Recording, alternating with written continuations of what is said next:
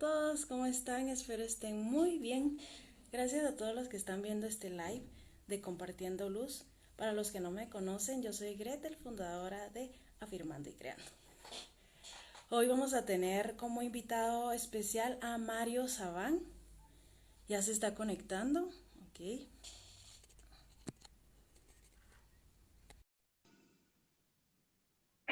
Estamos esperando a que Mario se conecte. Hola, Hola Mario, ¿cómo está? Qué ¿cómo gusto de que estás esté tú? compartiendo en este live.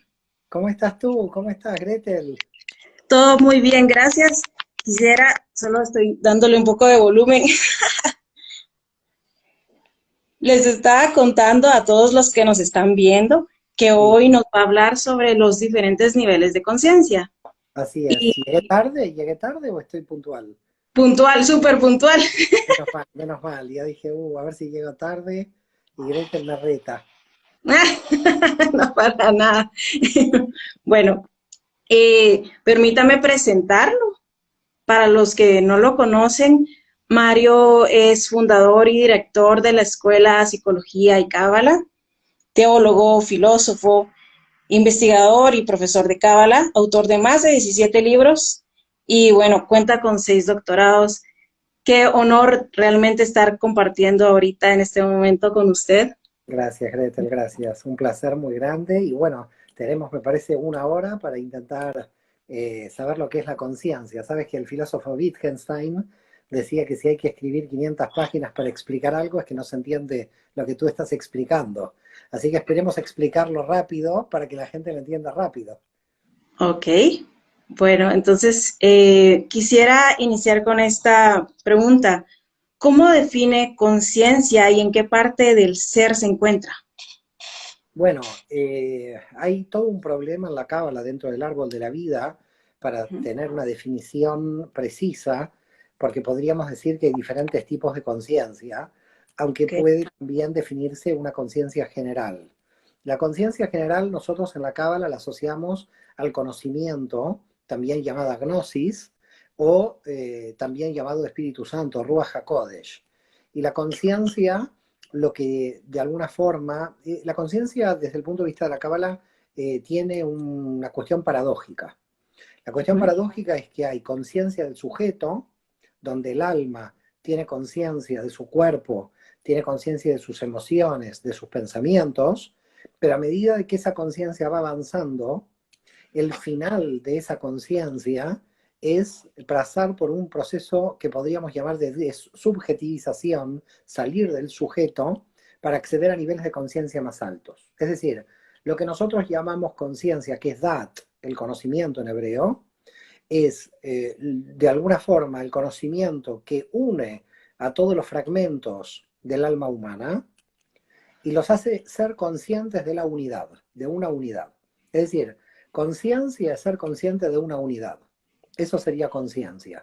Al mismo tiempo, tenemos una conciencia subjetiva que es una unidad de todas mis partes interiores, es decir, soy consciente que mi dedo me pertenece a mi cuerpo, soy consciente que mi hombro me pertenece a mi cuerpo, y soy consciente que mi pie me pertenece a mi cuerpo, con lo cual lo primero que tengo es conciencia corporal, de qué Ah, partes pertenecen.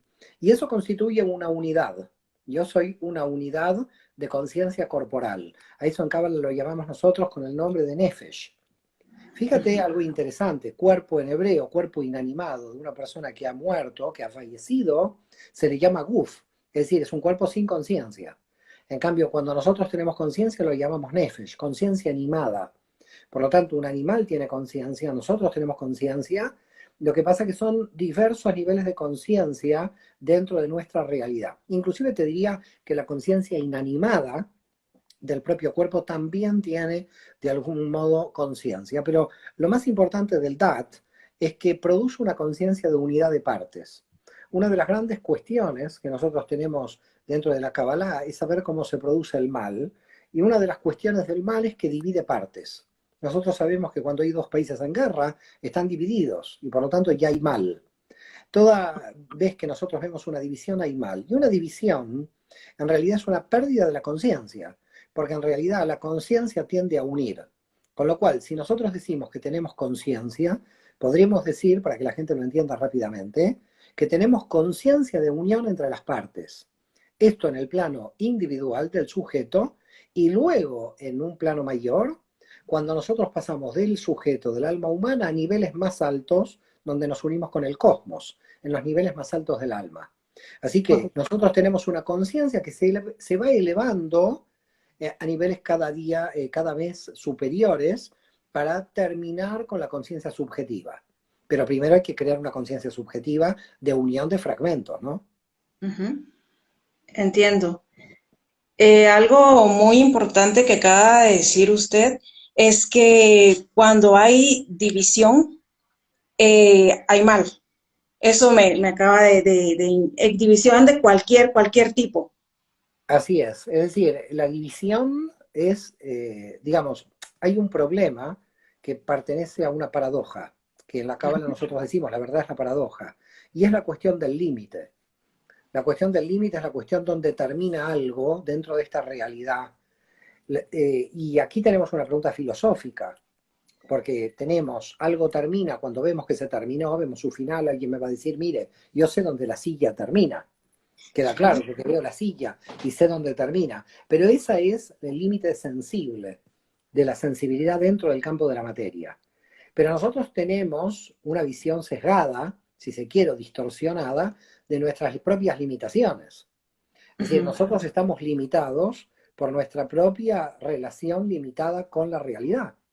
Entonces, ¿cómo podemos decir que la silla se termina si nosotros también somos limitados para saber cuándo o cómo comienza, dónde comienza la silla? Es decir, la gran pregunta filosófica que hay aquí es, ¿la silla termina donde la silla termina o termina la silla donde nosotros vemos que termina? Porque nosotros tenemos una limitación. Es decir, yo digo, como yo veo el horizonte, creo que la Tierra termina en el horizonte. No me puedo imaginar que la Tierra es redonda y sigue más allá de lo que puedo ver. Entonces, el cuerpo tiene una limitación sensible, ¿eh? Y el alma, es decir, lo que nosotros llamamos la energía que está dentro del cuerpo, no tiene una limitación sensible. Es decir, que el alma puede ir más allá de las limitaciones del cuerpo. Entonces, cuando nosotros decimos que Satán o el mal operan los límites, es cuando nosotros creemos que lo que estamos viendo como límite es real en el orden de la realidad, pero no es real en el orden de la realidad, es real en el orden de nuestra percepción delimitada de la realidad. Así que habría dos cuestiones, ¿qué es la realidad y nuestra percepción limitada? Fíjate que la física dice que cuando el observador observa, lo observado ya no se puede observar, ya desaparece lo observado. Entonces el Talmud, la tradición judía, dice que cuando tú estás viendo algo, ese algo te estás viendo a ti mismo, es una proyección de ti, de tus propias limitaciones. Espejo. Sí, toda la realidad de alguna forma es como un espejo de nosotros mismos, y ese es un problema, porque si nosotros tenemos una distorsión, toda la realidad también se distorsiona. Estaríamos siempre viendo algo que me pertenece a mi propia, los psicólogos dirían, capacidad psíquica o proyección psíquica, y desde la cábala diría desde la propia alma. Entonces, cuando nosotros hablamos de qué es el mal, los cabalistas dicen, los cabalistas antiguos, el mal es el límite, porque nosotros tenemos un límite para poder percibir la realidad. Pero al Ujú. mismo tiempo, ¿dónde está la paradoja? Mientras que el mal es el límite, al mismo tiempo el límite quiere ser superado por el deseo. Entonces, nosotros activamos el deseo para superar el límite y superamos el límite con el deseo. Quiere decir que cuando el deseo supera el límite, nos damos cuenta que no había límite, que el límite que existía era un límite según las limitaciones de conciencia que teníamos en ese momento. Oh, qué increíble. ¿Y cómo hacer para elevar nuestro nivel de conciencia? Bueno, esta es la gran cuestión, porque no hay un solo método para elevar nuestro nivel de conciencia, dado que nosotros tenemos 10 dimensiones y las Ujú. 10 se tienen que activar para elevar el nivel de conciencia. A ver, para que la gente lo pueda entender, aquellos que no estudiaron Cábala puedan entender de qué estamos diciendo. Imagínate que el Dat, la conciencia, es la unión de fragmentos. Entonces, Ujú. imagínate que tú me dices, quiero elevar el brazo, yo le tengo que dar una orden a mi brazo para que se eleve. Entonces, el brazo no puede elevarse si yo no tengo la orden de elevar el brazo. Esa sería Ujú. la conciencia. La conciencia sería que los fragmentos todos actúen de una matrix. Es decir, yo le doy la conciencia a mi nariz para que cumpla su función, a mi brazo para que se pueda levantar, a mi pie. Todo viene de una matrix. En esa matrix sería de alguna manera la conciencia que unifica. Por ese motivo es tan peligroso que alguien, una célula o algún fragmento empiece a trabajar solo. Digamos, una enfermedad podría ser un Parkinson donde hay movimientos que no le pertenecen a la matrix, a la Ok. unidad de la conciencia. Ujú. Entonces, ¿cómo elevar el nivel de conciencia? Elevar el nivel de conciencia tiene varias cuestiones. La primera, entender que tenemos que tender a la unidad, que tendemos que tener a la unión de esas partes fragmentadas, y entonces ya a partir de ahí sabemos que tenemos que unir partes y que las partes no pueden ser anuladas por otras partes. Esto es algo también muy importante porque todo en la realidad tiene una función que tenemos que descubrir. Entonces, si tú me preguntas, bueno, ¿cómo le pongo conciencia a la realidad?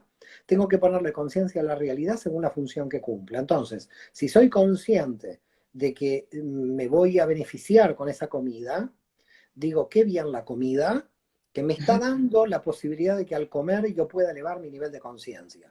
Y por lo tanto, de ese modo, al bendecir la comida, de alguna manera, bendecir quiere decir bien decir algo bueno.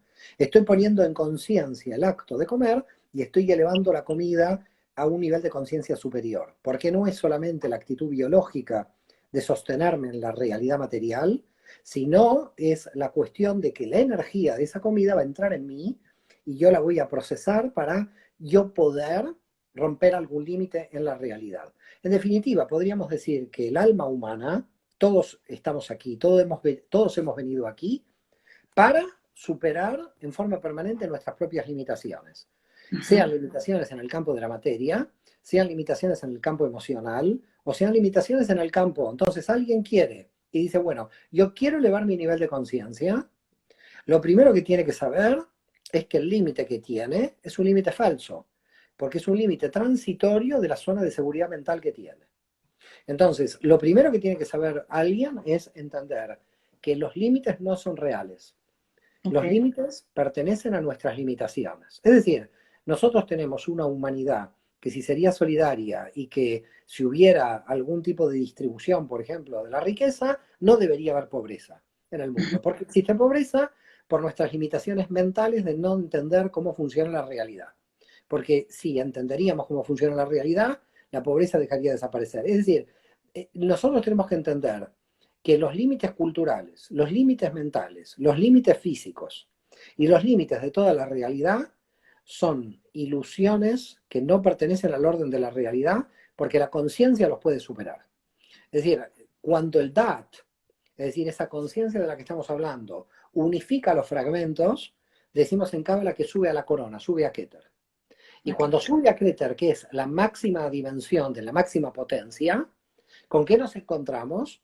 Nos encontramos ahí de que hemos unido todas nuestras partes y que ahora además podemos unirnos con el todo, porque nuestra alma puede seguir elevándose. Con lo cual, a una persona, por ejemplo, que esté sufriendo, lo que hay que decirle claramente es que algo está viendo mal. Está viendo claramente algo mal. Porque cuando una persona está sufriendo, no está viendo las cosas como las tiene que ver. Cuando tenemos un mal que nos está atacando, no entendemos la función de ese mal. Inclusive, aunque alguien me venga a matar, es posible que ese mal tenga algún sentido, porque llegó mi final, es posible que haya terminado mi actividad en esta tierra. Es decir, el problema, dice Luzzatto, que nosotros tenemos, es que nosotros sentimos el mal de manera subjetiva, en la parte. Y no tenemos que sentir el mal en la parte, sino tenemos que entender que ese mal tiene que ver con el todo. Por ejemplo, cuando te duele una muela, lo vamos a hacer fácil para la gente, cuando te duele la muela, es malo que te duele la muela, es Ujú. claro. Pero la pregunta es, ¿por qué te duele la muela? Porque algo tenés que arreglar. Ajá. No te duele. Si los dientes no te duelen, no tenés que arreglar nada. Pero si te duele la muela, algo hay que arreglar. ¿Qué quiere decir esto? Gracias que me duele la muela, porque sé que lo arreglo. Imagínate si no me duele, se me pudre el diente, me desaparece la dentadura porque directamente no me dolería. ¿Qué quiere decir entonces? ¿Qué es el dolor? El dolor es un aviso, una información que me está llegando. La gente, claro, nos concentramos en el dolor y decimos, quiero ir al odontólogo para terminar con el dolor. No, no, uno no va al odontólogo para terminar con el dolor. Uno va a arreglar la muela y el dolor es la consecuencia del dolor que tiene. Ay, Entonces, la gente va para curarse del dolor y no tiene ningún sentido. No vamos para curarnos del dolor, porque si me pone anestesia no sienta más la muela y no está arreglado esto. Entonces, no podemos vivir vidas anestesiadas. Tenemos que tener vidas con conciencia. Vidas con conciencia implica saber dónde está el dolor y ujú. trabajar la causa de ese dolor en esos fragmentos. Te diría que en la Kabbalah sabemos cuál es la raíz del dolor. Un fragmento está dividido de la Matrix. Ok. Ahora ya me están quedando muchas cosas claras. Bueno, menos Eh, mal, a mí cada vez que hablo de Kabbalah me estoy más confuso. bueno, yo estoy aprendiendo, estoy en el proceso. Aquí ya nos empezaron a hacer algunas preguntas. Dice, Mario, ¿podrías poner tu opinión personal del atizar? Eh, Atizar, ¿qué quiere decir? No, no comprendo la pregunta. Sí, eso me pusieron. Y hay otra pregunta acá también. Dice que si existe la cremación, no hay ticún. Bueno, ahí esto es todo un tema, todo un problema con respecto al tema de la cremación, si hay o no ticún, porque claro, indudablemente si alguien muere y después le creman contra su voluntad, como por ejemplo pasó en la Segunda Guerra Mundial, no podríamos decir que esas almas no han trabajado para hacer el ticún. Ajá. Es decir, que si alguien dice que por la cremación no se puede hacer el ticum, yo creo que estamos ante un problema porque indudablemente estamos diciendo que todos aquellos que a lo largo de la historia sus cuerpos fueron quemados en la Inquisición o después de las cámaras de gas no pudieron hacer ticum. El ticum tiene que ver con el alma, no tiene que ver con el cuerpo. Nosotros cuando no hacemos cremaciones por la santidad del cuerpo, no por la santidad del alma. Son dos Ah, cosas ok. completamente diferentes. Hay que tener mucho cuidado de mezclar el nivel de conciencia corporal. Es verdad que intentamos que no exista cremación porque lo que queremos es cuidar la santidad del cuerpo, pero la cremación, de alguna manera, si alguien está haciendo su ticum y vino la cremación después de muerto, no podemos decir que altera el ticum de la persona la cremación, de ninguna manera, porque te vuelvo a reiterar, quiere decir que un muerto en la época de la Inquisición, quemado vivo por la Inquisición, no hizo la rectificación de su alma. Son dos cuestiones divididas, la santidad del cuerpo y la rectificación. Ok. Hay otra pregunta. Dice, con la venida del Mesías, todos vamos a elevar nuestro nivel de conciencia. Bueno, este es un problema para mí porque en esto soy yo muy hereje. Yo creo que el Mesías no va a venir nunca. Así que lamento por el que me preguntó esto, porque yo entiendo que lo que va a producirse es la era mesiánica, pero no un Mesías que nos va a venir a salvar. Porque si nosotros estamos un Mesías que nos está viniendo a salvar, quiere decir que aquí nadie va a hacer el ticum. ¿Para qué yo voy a hacer el ticum si solamente me puedo quedar esperando que venga el Mesías? Entonces, como verás, es una paradoja. La paradoja del Mesías es que yo tengo que hacer todo lo posible para que llegue el Mesías. Si todos hacemos todo lo posible para que llegue el Mesías, la era mesiánica ya llegó. Como dice Kafka, el Mesías va a llegar cuando ya no lo necesitemos. Si en realidad todos estamos luchando para que llegue la era mesiánica, llegue la era mesiánica de paz, de fin de la pobreza y de justicia, no necesitas una persona que te venga a salvar de nada. La idea mesiánica yo la he analizado en un libro que se llama La Merkabah del año 2018, donde pongo en duda de que el Mesías sea una idea religiosa, sino histórica del pueblo de Israel para pelear contra Roma. Fue una idea política, de redención política. El Mesías claramente aparece en los textos bíblicos como un redentor político y militar. Luego cambia bajo la idea de Pablo, sobre todo con el nacimiento del cristianismo, pero yo creo, sobre todo como lo que creían los saduceos, los judíos del templo de Jerusalén, que no va a haber ningún Mesías. Sí va a haber una era mesiánica de paz, ¿No? sí se va a instaurar el reino, sí creo que el reino de Dios se va a instaurar, pero por el ticún personal de cada uno. No por esperar, si no yo me cruzo de brazos y espero a que venga el Mesías. Alguien me va a decir, no, el Mesías va a venir si usted no se cruza de brazos, porque depende de usted si va a venir. Bueno, si depende de mí si va a venir o no, entonces me está esperando a que yo haga algo. Con lo cual entonces el Mesías depende de mí. O yo dependo del Mesías o el Mesías depende de mí. Y la gente está muy confusa ahí. Porque hay que, por la fe, gente que no hace nada esperando al Mesías, y hay gente que hace de todo esperando al Mesías que nunca llega. Entonces yo creo, como Abraham Abulafia, que el Mesías está en nuestro interior, que es nuestra propia alma, que no hay que esperarlo ni no esperarlo, porque esto es una vana teología, que dar vueltas por ahí, a mi modo de ver, no tiene sentido, que lo que uno tiene que hacer es tratar de bajar el reino de Dios a esta realidad y no estar haciendo una espera inactiva, Ujú. ni una espera activa. Yo no esperaría nada. Yo esperaría de mí mismo qué es lo que puedo hacer con lo que Dios me ha dado a mí. Y no confiar en una teología en general construida por seres humanos para sus propios intereses. Ok, entonces se podría decir que la venida del Mesías es un proceso personal. Absolutamente, es un proceso personal en el inicio, pero no en el final, porque empieza como proceso personal, pero termina como proceso universal. Es decir, yo tengo un proceso personal, mi ticum, pero luego tengo que ir al ticum olam. Es decir, luego tengo que hacer que el ladrón deje de robar, es decir, luego voy al prójimo. Hay un salto de mi proceso personal. No lo podemos absolutizar como un proceso personal, pero no lo Ujú. podemos absolutizar como un proceso mesiánico.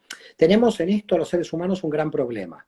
Y el gran problema es aquellos que hacen una espiritualidad egoica de ellos mismos para ellos mismos, simplemente intentando salvarse a sí mismos, y hay algunos que solamente quieren salvar al mundo haciendo una revolución en el exterior, pero no cambian a sí mismos, no se cambian.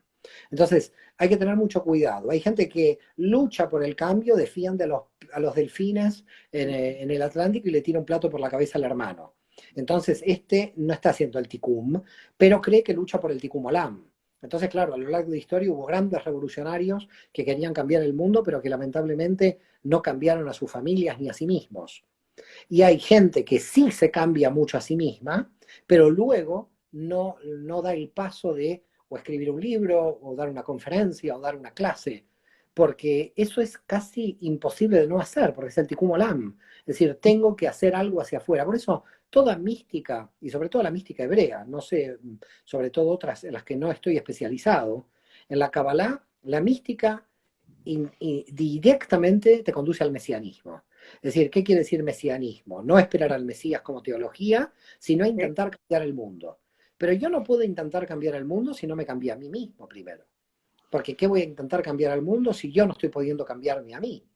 Y al mismo tiempo pasa lo inverso. No puedo estar todo el tiempo esperando en cambiarme a mí para trabajar por cambiar el mundo. En definitiva, como puedes ver, ambos procesos son simultáneos, no sucesivos. Son simultáneos. Es decir, yo tengo que ir cambiándome a mí, realizando el tikkun, y al mismo tiempo intentando ayudar al mundo a hacer tikkun olam.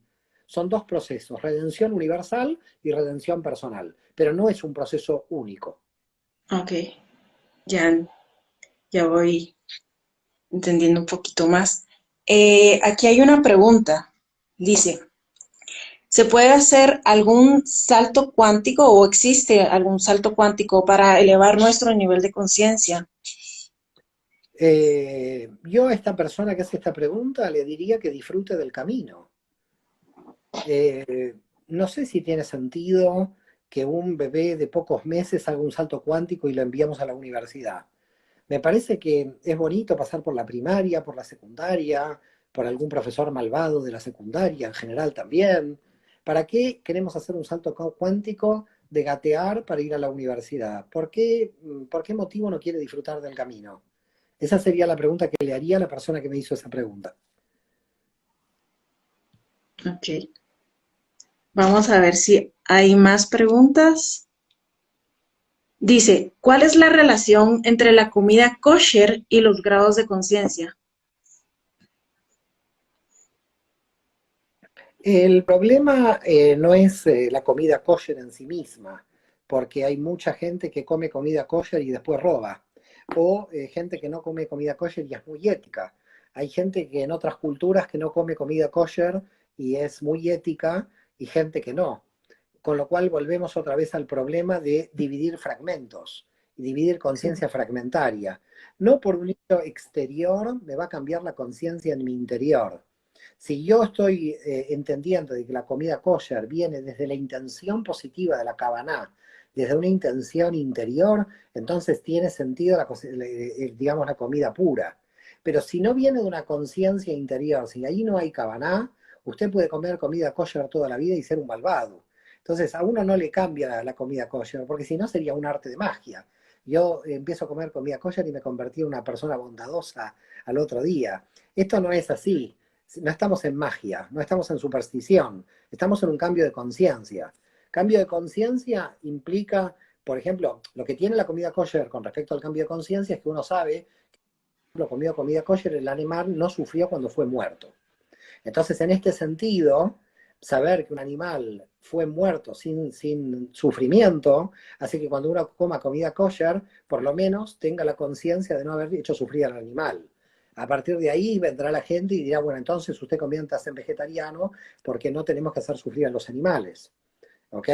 Pero bueno, esto no tiene fin, porque también los vegetales tienen vida y el vegetariano no tendría que comer nada, porque no podríamos cortar tampoco la verdura. Acá cuando estamos hablando de conciencia, estamos hablando de intentar por todos los medios, cada uno a su modo, porque vuelvo a reiterar, acá no hay un camino único. Hay gente que quiere cambiar la conciencia estudiando y de ese modo haciendo progresar a la humanidad. Hay gente que quiere cambiar la conciencia ayudando a los enfermos, Gemilut Hasadim se dice en hebreo, con la ayuda a los que se encuentran enfermos. Hay gente que quiere cambiar la conciencia ayudando a un viudo, a un huérfano. Hay gente donando dinero al África. Hay gente, cada uno de nosotros tiene una función aquí para hacer Tikkun Olam, para hacer un cambio, para instaurar el reino de Dios en la tierra. Pero no todos tenemos la misma función. No cada alma vino a este mundo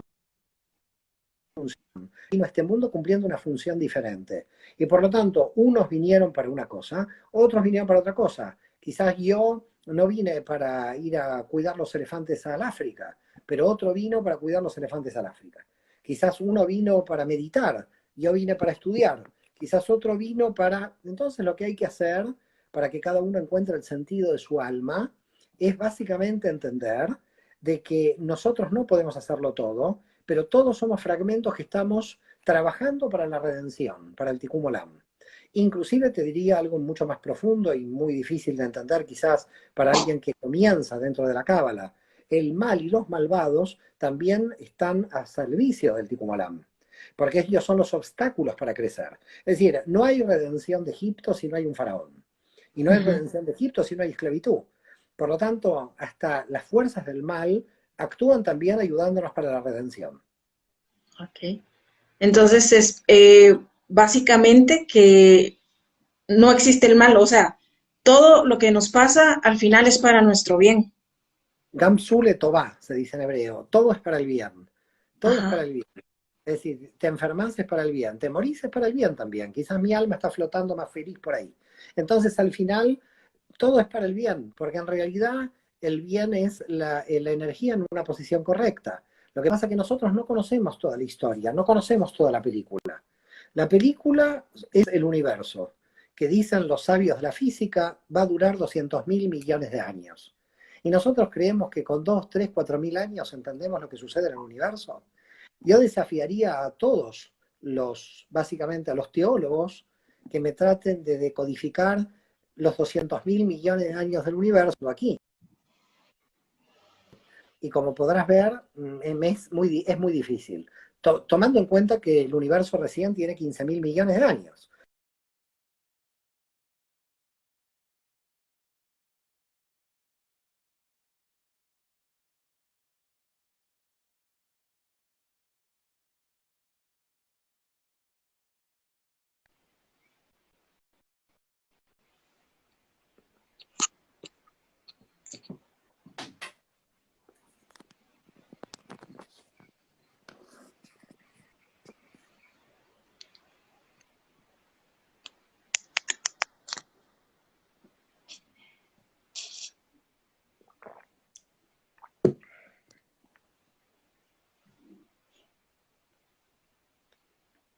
Sí, ¿qué piensa sobre las personas a las que llaman iluminadas? Bueno, yo no he conocido iluminados aún. La persona que hizo esa pregunta, sería interesante que me traiga un iluminado. Yo no conocí iluminados. Ujú. Ok. Bueno, Mario, muchísimas gracias por compartir su Al contrario, conocimiento, su tiempo en este live de Afirmando y Creando. Y la intención de este live realmente es compartir luz y estoy segura de que ha sido de mucha luz para todos. No sé si quisiera agregar algo más. no, al contrario, te deseo lo mejor, Gretel, te felicito a ti realmente por el trabajo que estás realizando en las redes, que se te ve muy activa ahí, tratando de trabajar la conciencia. Así que Sí, mira en el trabajo que te has puesto, ¿no? Así que yo sí.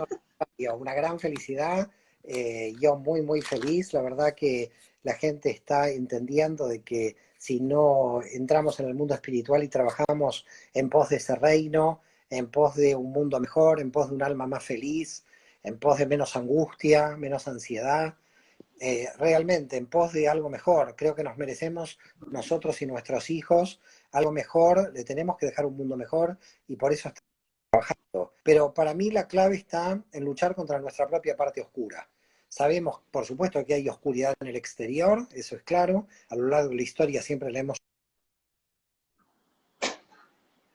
muy bueno para ir hacia la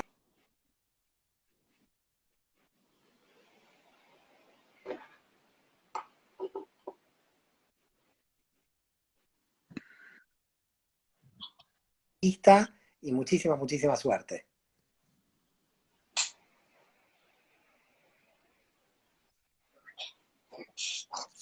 Ok. Un fuerte abrazo y gracias a todas las personas que nos estuvieron viendo. Ok, Gracias, adiós. Gretel. Shalom. Shalom. Bye.